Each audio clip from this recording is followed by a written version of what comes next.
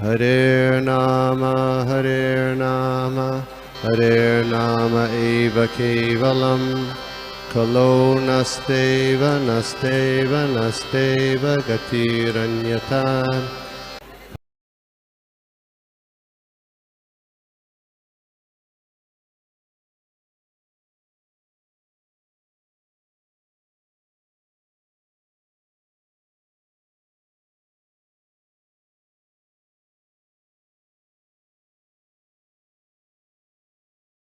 कृष्णा प्रभु जी, माता जी, सभी के चरणों में दंडवत प्रणाम। बहुत सुंदर और एनर्जेटिक कीर्तन फ्रेंड्स का प्रभु जी। So much, thank you so much सर्वरूप यमुना माता जी और भागवत महात्म्य। तो हम आज का जो हमारा सत्र है उसको हम शुरुआत करते हैं। आज हम देखने वाले हैं थर्ड कैंटो, तीसरे स्कंद के 27वें अध्याय का 16 नंबर वर्स। प्रार्थना के साथ शुरुआत करते हैं। ओम नमो भगवते वासुदेवाय। ओम नमो भगवते वासुदेवाय। ओम नमो भगवते वासुदेवाय। ओम नारायणं नमस्कृत्य नरं चैवं नरोत्तमं देवीं सरस्वतीं व्यासं ततो जयाम् उदीरयेत्।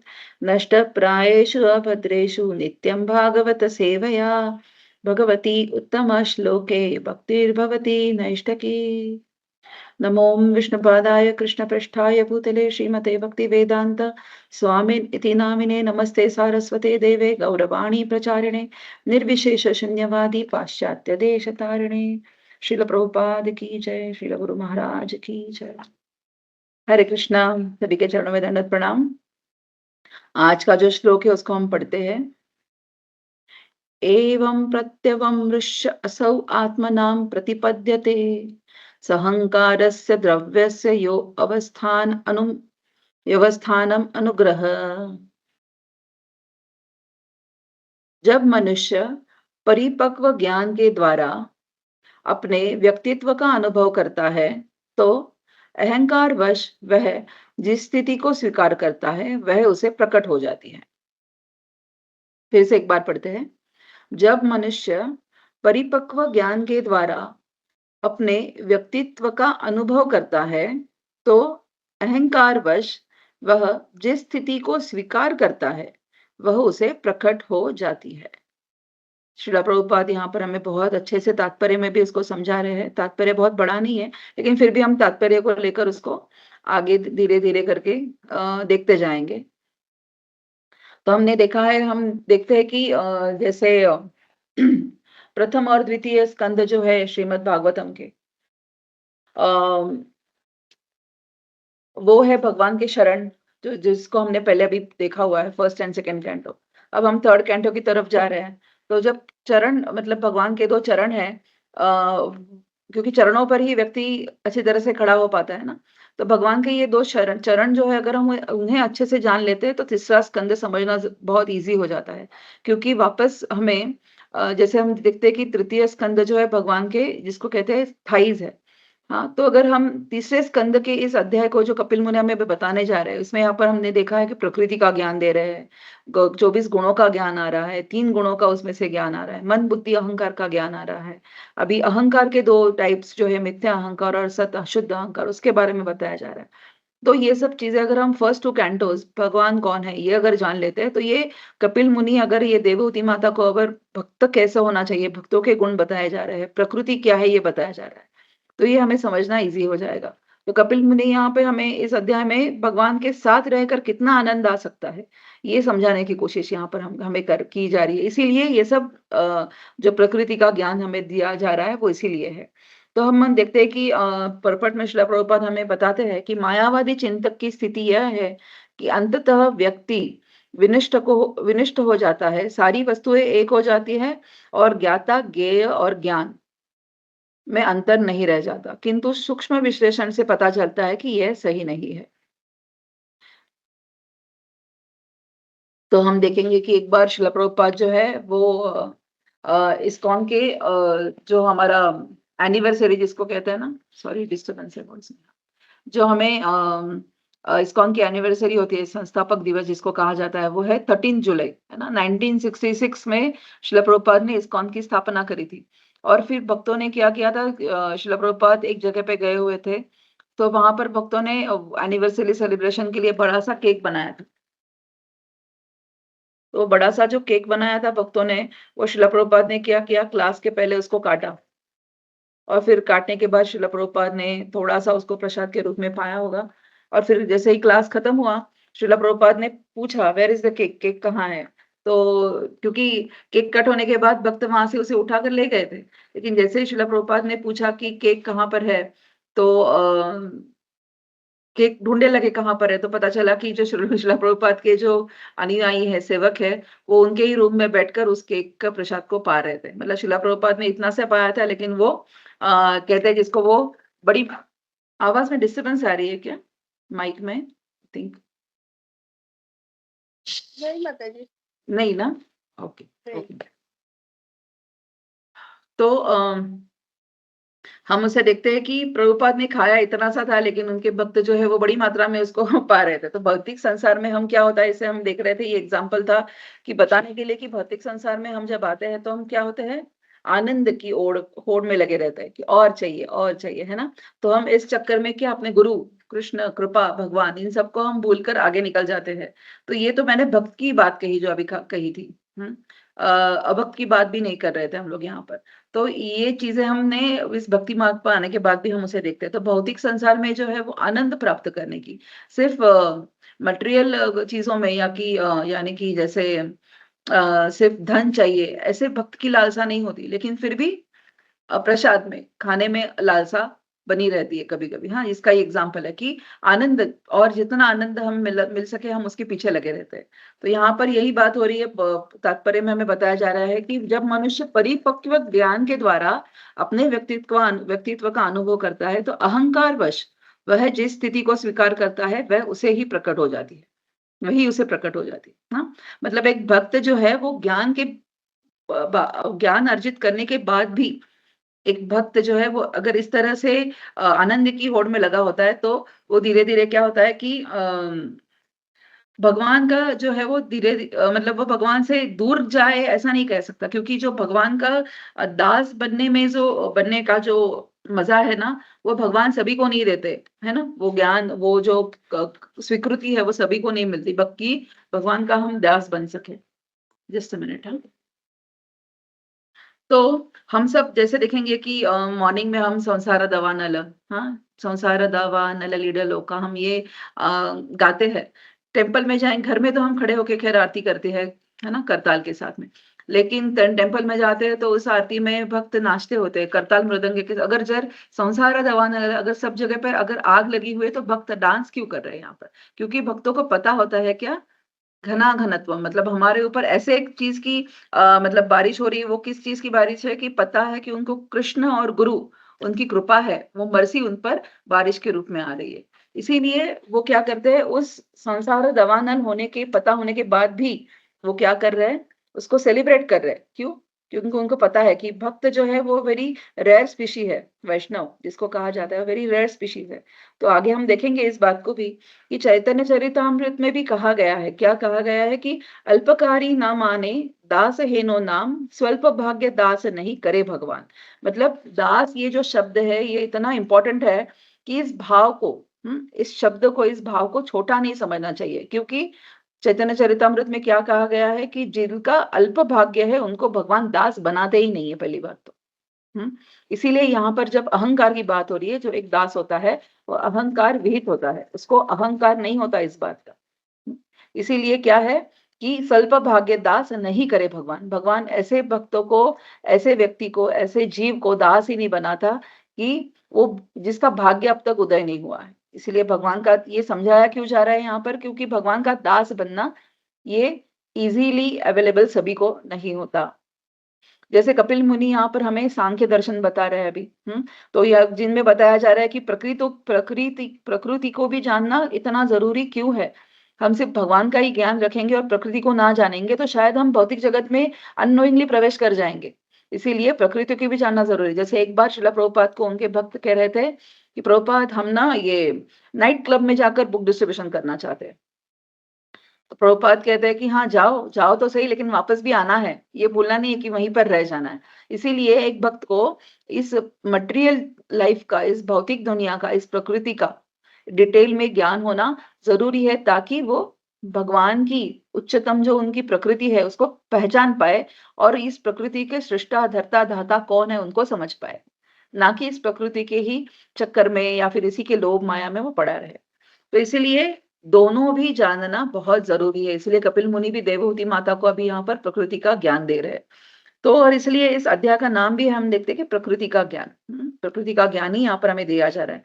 प्रभुपाद नहीं चाहते थे ऐसे कि हम भक्त होने के बाद हम अंधविश्वास के साथ में कोई निर्णय लें या फिर भक्ति करें।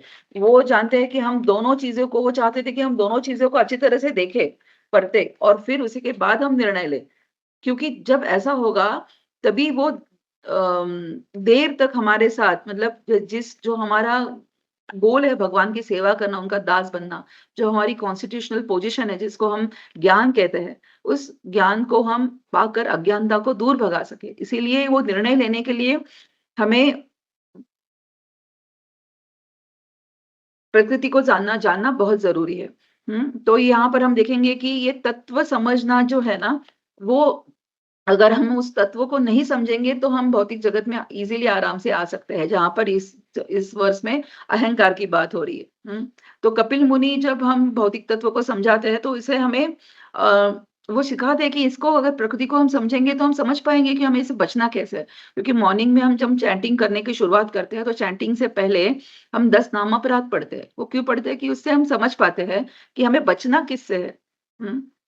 कर तो रहे हैं नाम जब हम कर रहे हैं, लेकिन हमें बचना किससे ये भी समझने के लिए ये प्रकृति का ज्ञान है, जो यहाँ पर हमें कपिल मुनि दे रहे हैं। तो यहाँ पर जो अहंकार के बारे में बात हो रही है, तो अहंकार मतलब क्या हम सब जानते हैं, जो मिथ्या अहंकार है, जो ये है कि जो जीवात्मा अ, हम जानते हैं कि ये जो जीवात्मा इस संसार में लिप्त नहीं होती, है ना? Soul is eternal. लेकिन जब हम फिर भी ये कष्ट भोगती रहती है। वो कष्ट क्यों भोगती रहती है? क्योंकि हम इस माया के जाल में हमेशा पड़े रहते हैं। जैसे हम देखेंगे कि जैसे किसी ने अगर बड़ी गाड़ी खरीदी है, आज ही शोरूम से घर पर आई है, उसकी पूजा हुई है, सब कुछ हुआ है। ये एनालॉजी प्रभुपाद भी बार-बार देते हैं। तो अगर उस गाड़ी को एक टैंकर आकर खरोच मारकर थोड़ा-सा चला जाता है, तो उस ओनर को लगता है कि जैसे मेरी गाड़ी को नहीं, मुझे ही खरोच लग गई है ना? जिस तरह से इस शरीर को ही खुद मानना, देह मानना, इसे अहंकार कहा जाता है। ये सब हम अब अच्छी तरह से उसको जान चुके हैं। लेकिन यहाँ पर कपिल मुनि भी हमें यही बता रहे हैं कि इस जो भौतिक धारा जो है ये, इससे ऊपर उठने का जो माध्यम है, वो क्या बताया जा रहा है यहाँ पर? योग। योग को बताया जा रहा है। पर्पट में श्रील प्रभुपाद हमें बता रहे हैं कि यह विचारधारा के तीनों एक में लीन हो जाते हैं और ज्ञान का दूसरा रूप है। और चूंकि ज्ञान रूपी द्रव्य अब भी विद्यमान रहता है, अतः यही कहा जाता है कि ज्ञाता, ज्ञेय तथा ज्ञान एक हो गए हैं। मतलब नोअर जो है वो सभी एक, मतलब जो क्षेत्र और क्षेत्रज्ञ के हम जो देखते हैं ना भगवत गीता में, तो हम समझने लगते हैं वो एक ही है। लेकिन ये समझना गलत विचारधारा है, ऐसे यहाँ पर श्रील प्रभुपाद हमें बता रहे हैं। तो एक युज, योग मतलब क्या? टू जॉइन, है ना? युज मतलब to get connected, to connect. मतलब हमें यहाँ से, यहाँ पर योग का मतलब ना कि शरीर के माध्यम से या फिर भगवान से जुड़ना है या फिर मेडिटेशन के माध्यम, नहीं, हमें भक्ति के माध्यम से भगवान से जुड़ना है यहाँ पर। तो जैसे कई लोग क्या करते हैं, सिद्धि प्राप्त करने के लिए योग करते हैं। लेकिन हम देखते हैं कि योग की अगर बात हो रही है तो स्वयं कृष्ण जो है वो खुद योगेश्वर है। हुँ? तो वो खुद योगेश्वर है, लेकिन वो उनकी जो योग माया है, उनकी जो योग शक्ति है, वो भक्ति के सामने टिक नहीं पाती है। हमने दामोदर लीला में हम देखते हैं कि भगवान जो किसी से भी नहीं बनते, वो अपनी योग माया से भी बंधने की अगर को छूटने की कोशिश भी करते हैं, तभी वो नहीं छूट पाते हैं। किनसे? यशोदा माता की वात्सल्यता प्रेम भक्ति से। है ना? यशोदा माता की भक्ति से वो बन जाते हैं।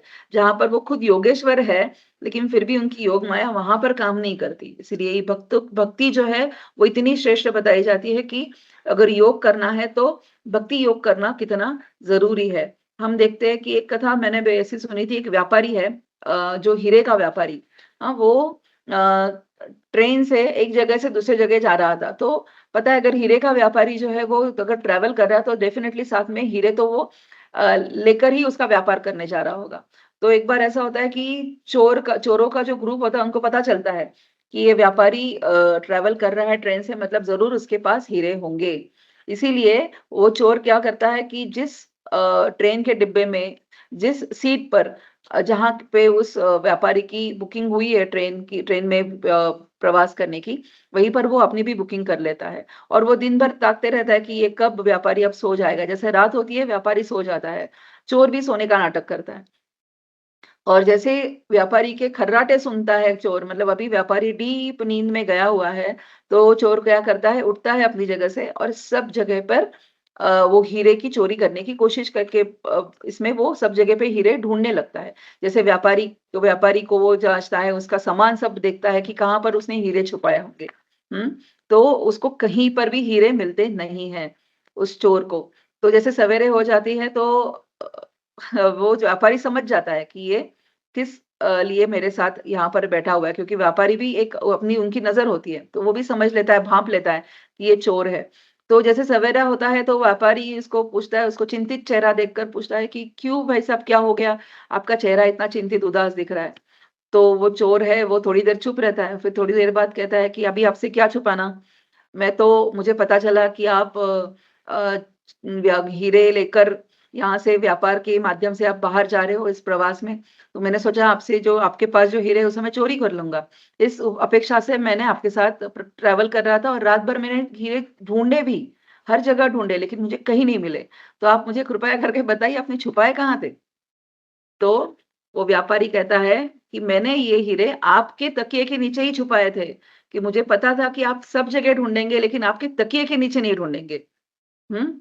तो इस तरह से इससे हमें मोरल ऑफ द स्टोरी क्या है कि हम भगवान को हर जगह ढूँढते हैं लेकिन अपने हृदय में नहीं ढूँढते।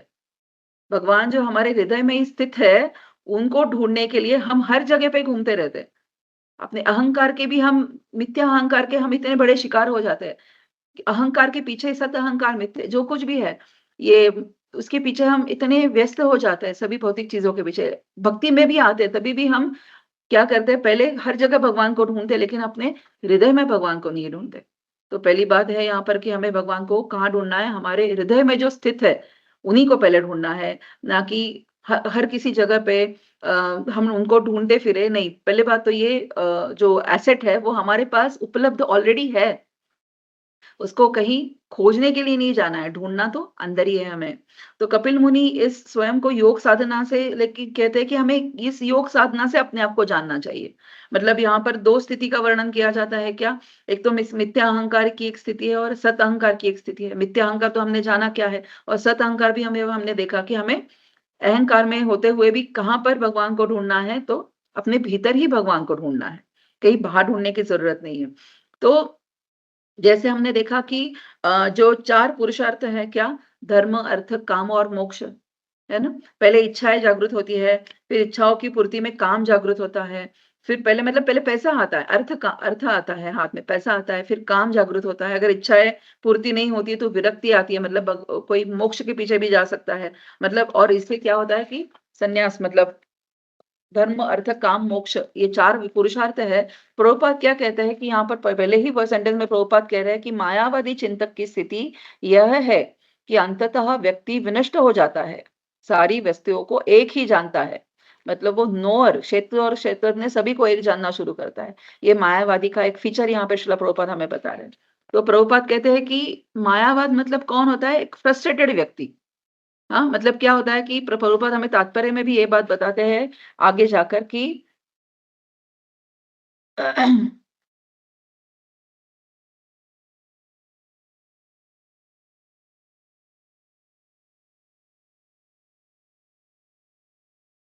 जब वास्तविक स्थिति प्रकट होते समय हाँ, ये यहाँ पर प्रभुपाद बता रहे हैं कि अपने धन में अपनी पहचान करने से जब मनुष्य का धन नष्ट हो जाता है, तो वह सोचता है कि वह भी नष्ट हो गया, किंतु वास्तव में वह धन से एकरूप नहीं है और न यह धन उसका है। मतलब जब उसका धन गायब हो जाता है तो वो सोचता है मैं ही खत्म हो गया। तो ये ना तो धन उसका है, ये उसको समझना बहुत ज़रूरी है। ये धन सब किसका है? स्वयं जो सुप्रीम पर्सनैलिटी ऑफ गॉड है स्वयं भगवान श्री कृष्ण, उन्हीं का सब कुछ है। ये एक भक्त ही जिसको जान सकता है। तो यहाँ पर है और एक एनालॉजी, एक स्टोरी ऐसी आती है कि एक फैमिली जो है वो अपने कार से ट्रैवल करती रहती है। तो जब वो कार में पार्किंग को कार में लगाने की कोशिश करते हैं, वो जो जिनकी कार ओनर है, उनकी फैमिली पूरी साथ में होती है, उनकी पत्नी, उनके बच्चे सब साथ में होते हैं। तो पार्किंग में कार लगाते वक़्त उनसे गलती होती है और बाजू वाली जो कार खड़ी होती है पार्किंग में, उससे घिसकर वो कार आगे चली जाती है। तो कार का जो वो दूसरे कार वाला जो ओनर है, वो बड़ा लंबा-चौड़ा बाहर निकल कर आता है और कहता है कि तुमने मेरी कार को ये खराब कर दिया। तो वो कहता है कि हाँ, हाँ, हम बातें करके इसको निपटा लेंगे, प्लीज़ आप मुझे मारिए मत। वो डर कर कहता है। जैसे वो ये कहता है कि आप कृपया मुझे मारिए मत, तो वो जो हट्टा-कट्टा बंदा है, वो उसको एक एक थप्पड़ लगा देता है। तो फिर जैसे ही उसको थप्पड़ लगती, तो वो कहते हैं मैं इनके साथ तो ऐसे झगड़ नहीं सकता, या फिर मतलब शारीरिक युद्ध में तो उनके साथ नहीं कर सकता। तो वो आगे कहते हैं कि हाँ, हाँ, आपने आपको सॉरी, मेरे से आपकी कार को तो लग गया, लेकिन कृपया आप मेरी बीवी को थप्पड़ मत मारिए। तो वो बंदा क्या करता है, उनकी बीवी को भी एक चाँटा लगा देता है। फिर वो कहता है कि नहीं, आपने मेरी बीवी को क्यों मारा? ऐसा मत करिए, आप मेरे बच्चों को मत मारिए। तो बच्चों को भी चाँटा लगा देता है। तो ये सब कर इतना सब होने के बाद वो जब झगड़ा खत्म हो जाता है और वो कार लेकर वापस आता है, तो बीवी बच्चे उनको पूछते हैं, "पापा, आपको तो एक पड़ी, ऊपर से आपने हम सबको भी एक-एक पड़वाई, ऐसा क्यों किया आपने?" तो वो कहते हैं कि मैंने ऐसा किया क्योंकि अगर हम जरा जब हम घर लौटेंगे, ताकि मेरे अकेले का मज़ाक ना उड़े। हम सबको एक-एक पढ़िए, तो कोई अब किसी का मज़ाक नहीं उड़ाएगा। और ये है मायावादी की मायावादी ऐसा होता है कि ना ही मैं भगवान को मानूँगा, ना ही किसी और को भगवान को मानने दूँगा। है ना? वो खुद भी दुखी होता है, जैसे प्रभुपाद कहते हैं, मतलब फ्रस्ट्रेटेड, मतलब वो खुद भी दुखी होता है और वो चाहता है कि हर कोई दुखी रहे इस संसार में। ये मायावादी का मतलब ये बताने के लिए स्वभाव, ये एक स्टोरी जो सुनी थी मैंने आपको बताई। तो ये मायावाद है, खुद के जीवन में भी आनंद नहीं और भगवान का अनुभव नहीं, तो वो सोचते हैं कि दूसरों को भी अनुभव नहीं आ रहा है भगवान का। हालाँकि एक भक्त बड़े प्रचार करते वक़्त बताने की कोशिश करता है अपने अनुभवों को, भगवान की महात्म्य को, भगवान की कृपा को बताने की कोशिश करता है। लेकिन एक मायावादी उसे समझ ही नहीं पाता। क्यों नहीं समझ पाता? कि उसका माइंड उसका वहाँ पर ब्लॉक हो चुका है। क्या ब्लॉक हुआ है? ब्लॉक है कि मुझे भगवान नहीं मिलेंगे तो किसी को और को भी कैसे दिख सकते हैं, है ना? तो वो है फ्रस्ट्रेशन ऑफ दैट मायावादी। तो जब हम मायावाद को सुनते हैं, तो भक्तों को लगता है कि माया मत जैसे हम भक्त हैं, है ना? अभी हम मायावाद को सुन रहे हैं, तो हम सब भक्त हैं, तो हमें लगता है मायावादी मतलब मैं नहीं, वो कोई कर्मी मतलब बाहर के लोग हैं। हुँ? इमीडिएटली हमारे मन में ये तो जागृत होती है इच्छा, मैं तो एक भक्त हूँ, मैं मायावादी नहीं हूँ। लेकिन इसमें शिला प्रभुपाद हमें आगे भी इसको बताते हैं कि अंततः यह धन परमेश्वर की संपत्ति है, अतः उसके विनष्ट होने का प्रश्न नहीं उठता। किंतु जब तक मनुष्य झूठे से ही सोचता है कि मैं भोगता हूँ या मैं ही भगवान हूँ, तब तक जीवन की यह विचारधारा चलती रहती है और मनुष्य बद्ध होता है। जो ही यह अहंकार दूर हो जाता है, तो वह मुक्त होता है। तो इसको देखते हैं हम कि हम जब एक भक्त के माध्यम से एक भक्त होकर हम भागवतम पढ़ रहे हैं, और जब मायावाद का या फिर कर्मी लोगों का विषय आता है, तो हम इमीडिएटली हम खुद को उससे डिस्कनेक्ट कर देते हैं। हमें लगता है या मैं तो ये नहीं हूँ, तो मैं इसको क्यों सीरियसली सुनूँ? इन सब चीज़ों को जो कपिल मुनि ज्ञान दे रहे हैं इस भागवतम के माध्यम से, वो भी हम ध्यान से नहीं सुन पाते, क्योंकि हमारा माइंड वहाँ पर ब्लॉक हो जाता है कि ये तो मेरे लिए है ही नहीं ये ज्ञान। तो ये जो है हम देखेंगे कि जो मायावादी है, तो हम क्या करते हैं कि कपिल मुनि यहाँ पर इस माध्यम से हमें बता रहे हैं क्यों अहंकार के बारे में देवहूति माता को बता रहे हैं वो। क्योंकि बार-बार हमें भी हमारा खुद का अन्वेषण करना ज़रूरी है। मतलब खुद को जाँच-पड़ताल करते रहना बहुत ज़रूरी है बार-बार। एक भक्त होने के बावजूद भी ये बात यहाँ पर बताई जा रही है। क्यों? क्योंकि कैसे करेंगे? क्योंकि जीव गोस्वामी बताते हैं हमें कि जो मायावादी होते हैं वो पंच उपासना मतलब 5 देवों की वो उपासना करते हैं। हुँ? जीव गोस्वामी अपने एक पुस्तिका में ये बात बताते हैं। वो क्या कहते हैं, वो 5 देवों की पूजा करते हैं और उनका उनका गंतव्य की है कि क्या एक बार हम निराकार में विलीन हो जाएँगे। तो जैसे हम देखेंगे वो किन 5 लोगों की पूजा करते हैं, 5 देवताओं की पूजा करते हैं। तो पहले है वो शाक्त मतलब शक्ति मतलब देवी की पूजा करते हैं। सबसे उनको क्या कहते हैं जिसको सबसे न्यूनतम स्तर माना जाता है। क्यों? क्योंकि वो जिनको जीव गोस्वामी जब समझाते हैं वो कहते हैं कि शाक्त मतलब अन्नमय कोश मतलब अभी भी उनमें इंद्रिय तृप्ति की इच्छाएँ बाकी है। जब मैंने कहा एक भक्त को भी इन चीज़ों का अन्वेषण करना चाहिए, तो मैं जब ये 5 चीज़ें बताने जा रही हूँ अभी जो मायावादी जो है जिनकी वो उपासना करते हैं, इनडायरेक्टली डायरेक्टली तो एक भक्त होने के बाद हमें भी खुद को हमेशा उसके साथ अन्वेषण उसका एनालाइज़ करना बहुत ज़रूरी है। कि आज तक एक भक्त अगर मैं हूँ, तो मैं क्या इंद्रिय तृप्ति अभी भी ढूँढ रही हूँ या फिर ढूँढ रहा हूँ?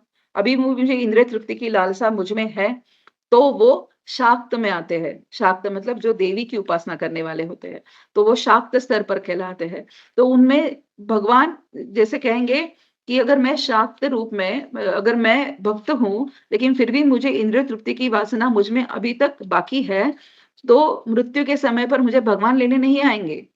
क्योंकि मैं भगवान के सामने खड़े होकर मंदिर में मैंने हाथ भी जोड़े हैं, फिर भी मेरे मन में इंद्रिय तृप्ति की लालसा अभी भी बाकी है। अन्नमय कोश अभी भी मेरा जागृत है, जो ऊपर का सबसे ऊपर का लेयर है 5 कोशों में से, तो तब भी भगवान मुझे लेने नहीं आएँगे। हाँ, ये हमें समझ के चलना है इन चीज़ों को। तो भक्ति में आने के बाद धीरे-धीरे क्या करना है एक भक्त को? इंद्रिय तृप्ति से धीरे-धीरे करके दूर जाना है, मतलब छोड़ जाना है, दूर चले जाना चाहिए हमें। जैसे हम देखेंगे कि महाराज चित्रकेतु है। मात्र महाराज चित्रकेतु का हमने देखा उदाहरण, वो भगवान के नारद मुनि इनके सामने थे, सब थे, लेकिन उन्होंने क्या माँगा? एक पुत्र माँगा। हर्ष शोका की कथा हम सब जानते हैं, तो उन्होंने एक पुत्र माँगा। तो सद्गुरु के पास आने के बाद भी अगर हम इस भौतिक सुखों के पीछे अगर लगे रहेंगे, तो ये अन्नमय कोश कहलाता है, जो शाक्त है। तो दूसरा आता है शौर्य। शौर्य मतलब ऐसा रस जो मतलब जो सूर्य के उपासक होते हैं, जो आता है प्राणमय कोश, जो हमेशा हेल्दी रहना चाहते हैं, या फिर हेल्दी रहने की आस करना कोई गलत बात नहीं है। हर किसी को चाहिए कि इस शरीर को हम तंदुरुस्त रखें, लेकिन वो तंदुरुस्त रखते हुए हम अगर उस शरीर की तंदुरुस्ती भगवान की सेवा में ही उपयोग उसका कर रहे हैं, तो वो तंदुरुस्ती काम की है। हुँ? लेकिन अगर सिर्फ तंदुरुस्त होकर मुझे एन्जॉय करने की प्रोपेंसिटी है, मेंटालिटी है, तो वो तंदुरुस्ती को जो है वो मायावाद कहलाती है।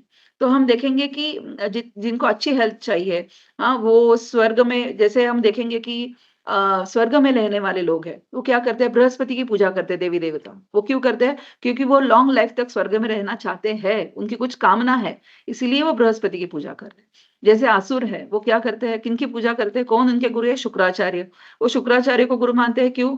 क्योंकि शुक्राचार्य ने अपनी शक्तियों से जो मृत असुर थे, उनको जीवित किया था। है ना? मतलब वो आसुर होके वो क्या करते हैं, शुक्राचार्य की पूजा करते हैं, उनकी कुछ कामना के लिए वो पूजा करते हैं। तो अगर हम ऐसे किसी क्या कहते हैं जिसको अ, दे ऐसे किसी मतलब लालसा से अगर हम देवी-देवताओं की पूजा करते हैं या फिर भगवान के सामने जाकर भी हम इस ऐसे किसी चीज़ की लालसा अगर करते हैं जो भगवान की सेवा में ना लगाकर अपनी इंद्रिय तृप्ति में लगने वाली है, तो उसको शौर्य मतलब प्राणमय कोश कहा जाता है। मतलब इम्पोर्टेंस तो है देह का। तंदुरुस्ती चाहिए, तबीयत चाहिए, सब कुछ चाहिए, लेकिन किस लिए चाहिए? खुद की तृप्ति के लिए, मज़ा करने के लिए, इंद्रिय तृप्ति के लिए। लेकिन अगर यही अगर भगवत सेवा में लगाई जाती है, तो वो श्रेष्ठ कहलाती है। तो तीसरा आता है गाणपत्य। गाणपत्य मतलब है कि जो गणेश के उपासक हैं। गणेश की पत्नियाँ जो है वो रिद्धि-सिद्धि मतलब वो क्या देती है? जीवन में मानसिक संतुष्टि जिनको चाहिए, वो उनकी पूजा करते हैं, जो इसीलिए उसको मनोमय कोश कहा जाता है। तो इस इनको इंद्रिय तृप्ति की आशा है अभी भी, लेकिन वो क्या है? सूक्ष्म है। हाँ, मतलब शाक्त और शौर्य से थोड़ा ऊपर है ये, लेकिन फिर भी इनमें इंद्रिय तृप्ति की आशा है, लेकिन वो क्या है? अब भी सूक्ष्म है। तो जीव गोस्वामी क्या बताते हैं कि भक्तों को अपने जीवन में हमेशा परीक्षा करते रहने चाहिए। क्या मुझे पूजा, लाभ, प्रतिष्ठा, मान-सम्मान इसके पीछे अभी भी मैं हूँ? अभी भी मुझे लगता है कि मैं इतना पुराना भक्त हूँ या फिर पुरानी इतने साल से मैं सीनियर डिवोटी हूँ, तो मुझे ये मान प्रतिष्ठा मिलनी चाहिए। तो मतलब हमेशा ये जो कंपैरिज़न ये 5 जो देवताओं का यहाँ पर विश्लेषण हो रहा है, जो मायावादी कर है, लेकिन भक्तों को भी उसका अन्वेषण हमेशा करते रहना चाहिए, कि क्या मैं मान, प्रतिष्ठा, सम्मान इसके पीछे लगा हुआ हूँ अभी भी या लगी हुई हूँ? तो अभी भी मैं क्या है, मैं गाणपत्य धर्म का पालन कर रही हूँ। मतलब क्या है, अभी भी मैं शुद्ध भक्त नहीं बनी हूँ। ये मनोमय कोश जिसको है, वो कहलाते हैं। ये कोशों के बारे में हमने पहले भी किसी वर्ष में पढ़ा हुआ है, इनके बारे का इसका ज्ञान पहले भी हमने देख लिया हुआ है। लेकिन ये इसको मायावाद और भक्त इनके साथ कैसे जोड़ रहे हैं जीव गोस्वामी इसको हम समझ रहे हैं अभी। तो चौथा आता है जैसे शैव धर्म मतलब जो शिव उपासक है, वो शिव उपासक क्या है? वो किसके लिए पूजा करते हैं? धर्म, अर्थ, काम, मोक्ष जो पुरुषार्थ बताए थे उसमें से शिव उपासक वो मोक्ष मोक्ष प्राप्ति के लिए भगवान की उपासना करते हैं। शिव जी की उपासना करते हैं। वो चाहते हैं कि किसी तरह से इन सब झंझटों से मैं मुक्त हो जाऊँ। जन्म, मृत्यु, जरा, व्याधि इस चक्र से मैं छूट जाऊँ। हुँ? तो वो जो है वो कहाँ तक है? वो ज्ञानमय कोश है। मतलब उनको ज्ञान तो अब मिल चुका है इन सब चीज़ों का, लेकिन इस ज्ञान के अर्जन करने के बाद में वो क्या चाह रहे हैं अभी?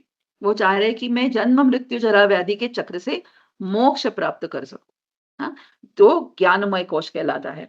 सो हम देखते हैं कि भक्ति हमें क्यों करनी चाहिए? एक भक्त को ये सोचना ज़रूरी है कि क्या मैं ये भक्ति जन्म, मृत्यु, जरा, व्याधि के चक्र से छूटने के चक्कर में कर रही हूँ?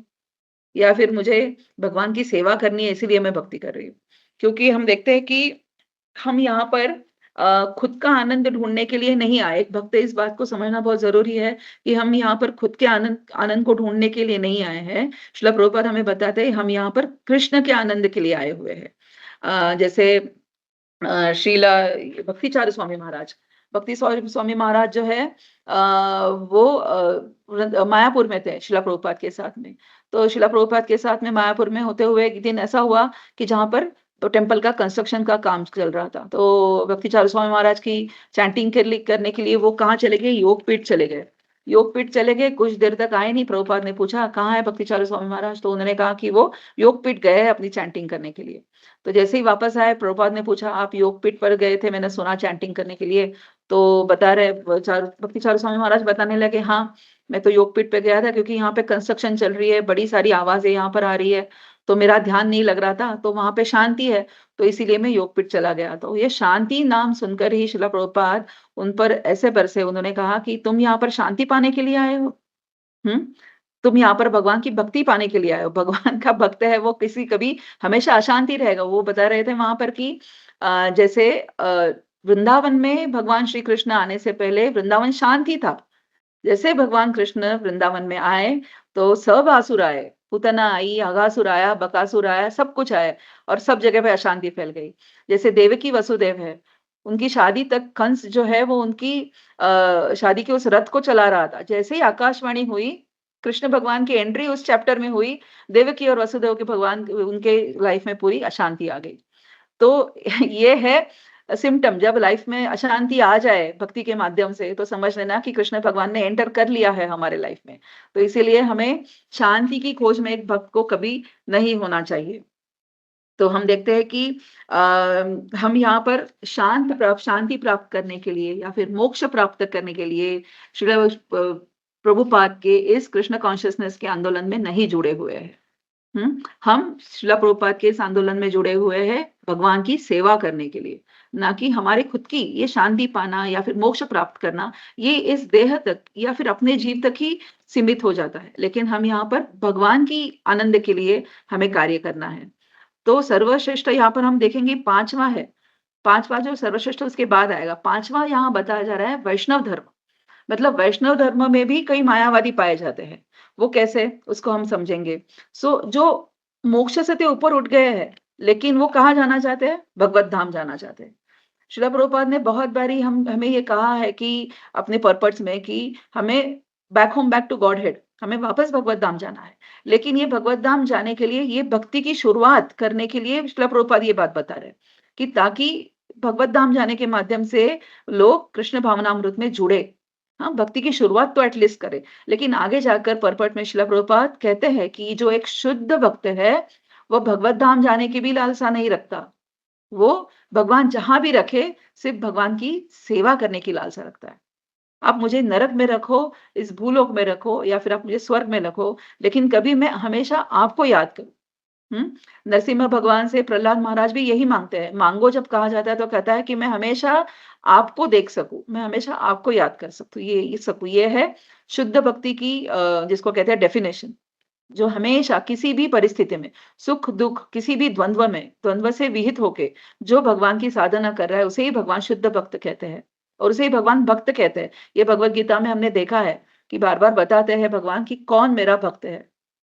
हाँ, तो हम देखेंगे कि जो भगवत धाम वापस जाने की भी लालसा नहीं रखता, अपेक्षा नहीं रखता, जहाँ भगवान रखे, मारो भी, राखो भी भगवान। जो हमारी इच्छा आपकी इच्छा है, वो आप हमारे साथ करो। मम जन्मनि जन्मनीश्वरे भवतात् भक्तिर् अहेतुकी त्वयि।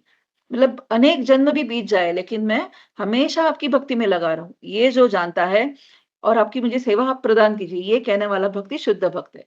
इसीलिए ये 5 जो मैंने बताया अभी, जो मैंने ये विज्ञानमय कोश में आता है, जो 5th बताया मैंने अभी। तो हम देखेंगे कि ये जो हमने 5 देखे हैं, मायावादी होने के बावजूद भी एक भक्त अगर है, तो ये जो चैप्टर्स जब ऐसे आते हैं तो हम सुनने को उतना उसको लालसा नहीं रखते हैं। क्यों? क्योंकि ये श्रील प्रभुपाद तो मायावाद के अहंकार के बारे में ये मैं तो इससे दूर हूँ। मैं तो अब भक्ति मार्ग में आ गई हूँ। तो मुझे ये सब क्यों सुनना है? नहीं, एक भक्त को हमेशा इन पांचों चीजों में अपने आप को कंपेयर करते रहना है कि मैं इसमें ना पड़ूं, क्योंकि इस मायावाद के जाल में, अहंकार के इस घनघोर माया में मैं ना पड़ूँ, इसके लिए हमेशा एक भक्त को अलर्ट रहना ज़रूरी है। हुँ? तो हम देखेंगे कि इसके बाद एक सर्वश्रेष्ठ धर्म है, जो जीव गोस्वामी बताते हैं, वो है जैव धर्म। वो जैव धर्म मतलब एक जीव का धर्म। एक जीव का धर्म क्या है? एक जीव का धर्म है भगवान कृष्ण की निरंतर सेवा करना। हुँ? निरंतर भगवान की सेवा करना, भगवान राधा कृष्ण की अनन्य सेवा भाव जो है, वो ही एक जीव का धर्म है। तो ये जैव धर्म यहाँ पर आगे बताते हैं कि थोड़ा-थोड़ा मतलब मैंने थोड़ा-थोड़ा शाक्त भी कर लिया, थोड़ा गाणपत्य भी कर लिया, थोड़ा-सा मैंने वैष्णव भी कर लिया, सब थोड़ा-थोड़ा कर लिया। तो ये इस प्रकार से एक भी चीज़ हमें काम में नहीं आने वाली, अगर हम सब चीज़ थोड़ा-थोड़ा कर रहे हैं तो। क्योंकि देखेंगे कि अगर एक स्त्री है, उसके कई सारे पति हैं, तो उसको बचाने के लिए कोई नहीं आएगा अगर उसको कोई तकलीफ हो रही है, लेकिन एक स्त्री है जो सात्विक है, मतलब उसका एक पति निष्ठ है वो, तो उसको बचाने के लिए कोई भी आ जाएगा समाज। तो इसीलिए अगर हम चाहते हैं कि भगवान श्री कृष्ण हमें उनकी सेवा में निरंतर लगाए रखे, या फिर भगवान जब हमारी ज़िम्मेदारी लेते हैं, तो पूरी तरह से लेते हैं। इसीलिए हमें क्या करना है, एक पति निष्ठ मतलब हमें भगवान के प्रति निष्ठा से, प्रेम भाव से अर्पित अपने आप को करना है, ना कि थोड़ा-थोड़ा ये सब चीज़ें हम करते रहें। हुँ? तो इसीलिए यहाँ पर कहते हैं कि भागवतम ये जो है, जो हमें कहा गया है, इस माध्यम से हमें देखना है कि ये बहुत इम्पोर्टेंट है भागवतम को समझना। इसीलिए इसमें आने वाला हर वर्ष जो-जो कहा गया है इस भागवतम में, वो इतना महत्वपूर्ण है कि जो हमें ऐसे ही नहीं बताया गया है। हुँ? हमें खुद की ही सोच से उसको नहीं सोचना है। जो यहाँ पर ज्ञान दिया जा रहा है, जो उसके लिए जीव गोस्वामी जैसे आचार्य लिख रहे हैं, उनके तात्पर्य में और श्रील प्रभुपाद के साथ-साथ और भी उनके तात्पर्य में इम्पोर्टेंस ऐसे पॉइंट ऐड होते जाते हैं, तो उनको हमें उस माध्यम से समझना बहुत ज़रूरी है। कि हमें बार-बार ये सोचना है इस माध्यम से कि मैं तो मायावाद में नहीं हूँ, है ना? जब तक हम शुद्ध भक्त नहीं बनते, तब तक हम इनडायरेक्टली, डायरेक्टली मायावाद के चंगुल में फँसे हुए हैं, इस भौतिक जगत में। तो इसीलिए हमें हर श्लोक को, हर चैप्टर में कपिल मुनि जब देवहूति माता को इंस्ट्रक्शन दे रहे हैं, तो हमें भी उसे बहुत ध्यान से सुनना बहुत ज़रूरी है। तो इसी के माध्यम से मैं मेरे वाणी को विराम देती हूँ। हरे कृष्णा, सभी भक्तों के चरणों में दंडवत प्रणाम। किसी का कोई प्रश्न है या फिर कोई त्रुटि अगर इसमें रह जाती है तो कृपया क्षमा करिए। हरे कृष्णा, सभी के चरणों में दंडवत प्रणाम।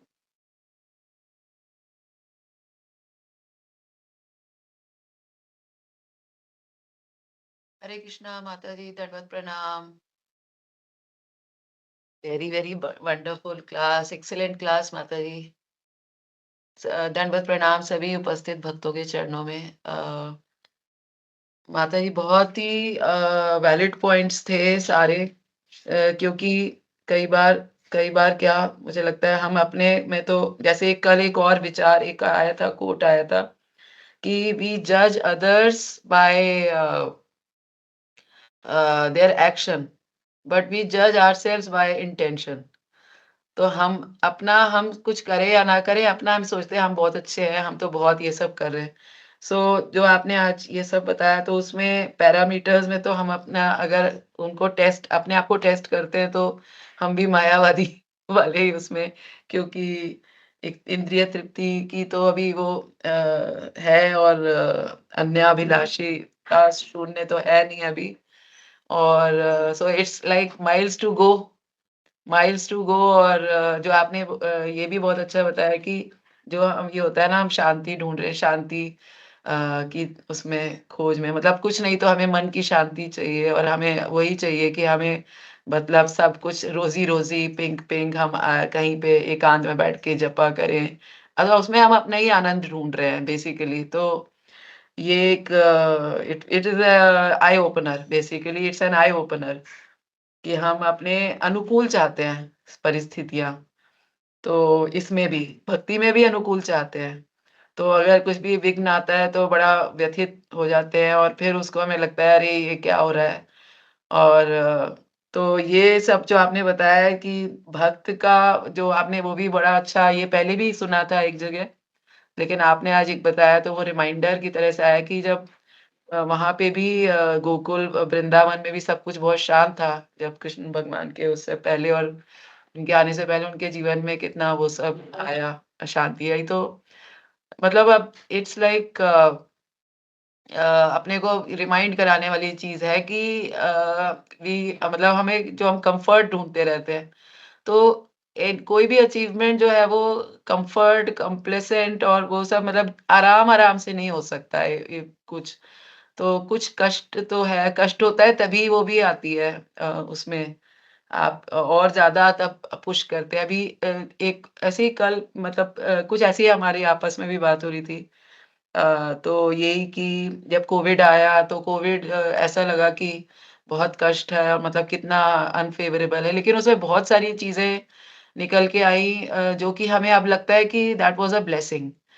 तो मतलब डिफ़िकल्टीज़ एक्चुअली पुश करती है हमें, तब हम उसको हमें निकालती हैं अपने उसमें से। So from that point of view भी और जैसे कुंती महारानी ने का भी ये कि हमें दुःख दीजिए तो हम आपको याद रखेंगे। तो ये सारी चीज़ों का सम टोटल सोच मतलब आपने आज एक बिल्कुल उसको ट्रिगर किया।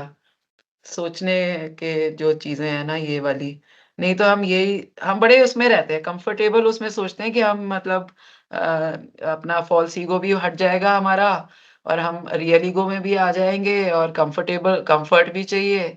मतलब वी वांट एवरीथिंग मतलब हाथ में हमें दोनों लड्डू चाहिए, हमें हर चीज़ बढ़िया चाहिए। तो दिस इज़ रियली आपका आज बहुत-बहुत धन्यवाद कि आपने ये एक रियलाइज़ेशन जो है ना वो हिट करी आज। नहीं तो अभी कष्ट जो है वो अवॉइड ही करते हैं हम। थोड़ा-सा भी आता है तो हम वो हो जाते हैं, ज़्यादा हिल जाते हैं। सो थैंक यू माता जी फॉर रियली दंडवत प्रणाम माता जी। हरे कृष्णा माता जी, दंडवत प्रणाम। सही है माता जी, आपने बहुत अच्छे से पॉइंट्स को सब समराइज़ किया। लेकिन अपने ये समझना भी हमें ज़रूरी है कि अम, इससे हमें डर के पीछे नहीं रहना है। ये भागवतम हमें यही सिखा रहा है कि हमें इससे उभरना कैसे है? मतलब एक भक्ति की ओर, शुद्ध भक्त बनने की ओर एक-एक इंच भी हम इतना सा भी आगे बढ़ते हैं, तो वो बहुत इम्पोर्टेंट है ना? इसीलिए ये जब ज्ञान हमें मिल रहा है अहंकार का, मिथ्या अहंकार का, तो ये हमारे एक भक्त जो है वो जो समझदार है या फिर जो रियली चाहता है कि मैं भगवान की भक्ति पूरी शुद्ध भाव से करना चाहती हूँ, ये मेरे में लालसा भी है, तभी भी ये जो धीरे-धीरे छोटा-छोटा सा जो पॉइंट्स है, ज्ञान है, वो हमें उपयुक्त रहेगा रहेगा कि हम भगवान की सेवा की ओर एक-एक स्टेप आगे कैसे बढ़े। त्रुटियाँ तो हाँ, ख़ैर ये है, अब ये सर्दियों को दिन है, तो मॉर्निंग में उठकर जप के लिए उठ पाना भी मुश्किल हो जाता है। जैसे आपने कहा कि हमें दोनों भी लड्डू हाथ में चाहिए, एक भगवान की भक्ति भी करनी है, कम्फ़र्ट ज़ोन भी नहीं छोड़ना है। तो वो तो बड़ी तपस्या है। भगवान की कृपा है कि फिर भी भगवान हमें भक्ति में लगाए हुए हैं। है ना? गुरु महाराज की कृपा है कि इसके बावजूद भी हमें सेवा करने का थोड़ी बहुत जो कर पाते हैं, वो करने का मौका वो देते हैं।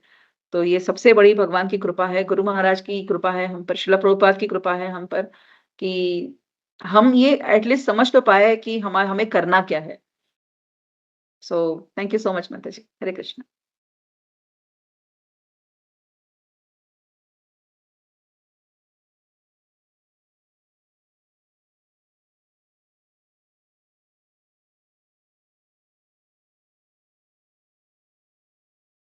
हरे कृष्णा। ठीक है, थैंक यू। और किसी का कोई कमेंट क्वेश्चंस नहीं है तो will stop here. Thank you माता जी वंस अगेन।